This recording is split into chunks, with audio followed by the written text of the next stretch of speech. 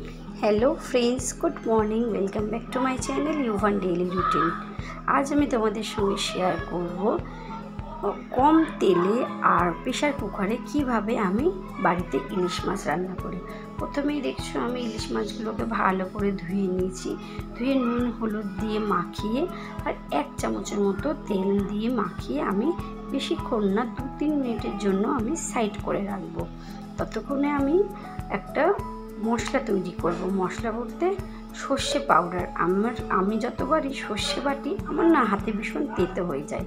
এর জন্য আমি এই সর্ষে বা সানরাইজের সর্ষে পাউডারটাই ইউজ করি। তোমরা বিশ্বাস করো 1 ফোঁটা তেতো হয় না।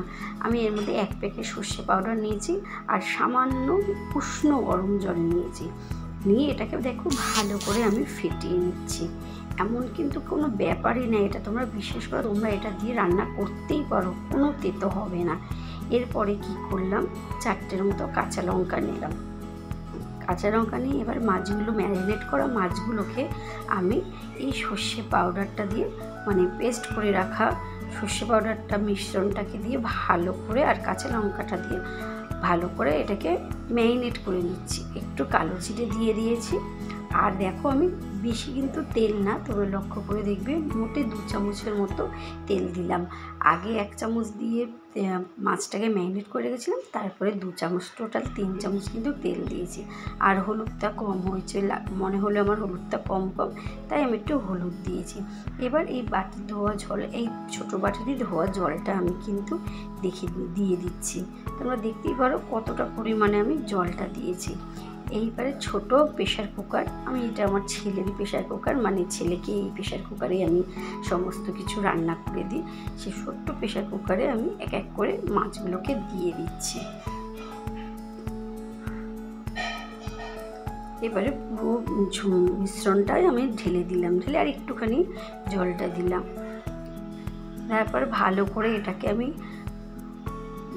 চারপাশে একটু ছড়িয়ে দিলাম। তারপর ঢাকনা দিয়ে আমি গ্যাসে বসিয়ে দিচ্ছি।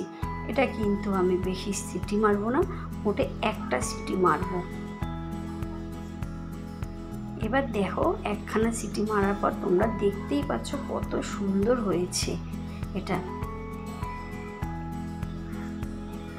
আমি বাটিতে ঢেলে তোমাদের দেখাচ্ছি যে কত সুন্দর হয়েছে। এবার খুব আস্তে আস্তে চামচের সাহায্যে আমি এটাকে কিন্তু নামিয়ে নিচ্ছি, পুরো ঝোলটা ঢেলে নিচ্ছি।